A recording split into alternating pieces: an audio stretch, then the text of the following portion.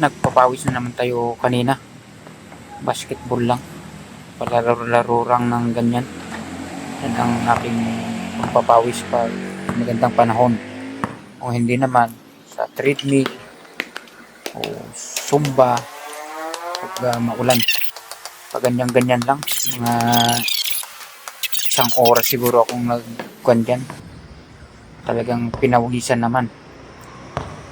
Katapos nyan ay, after nyan ay pahinga, kumain tayo, nag-inom ng gamot, tapos pahinga ulit. After nyan, nag-test ako para malaman kung bumaba ba, kasi mataas kaninang tanghali. Yan, bumaba 175. Sa akin masaya na ako dyan, bumaba. Pero ang ating aim is bumaba sa normal rate. Mag-maintain talaga ng blood sugar ay sarili natin ang kalaban natin, katamaran at tigas ng ulo.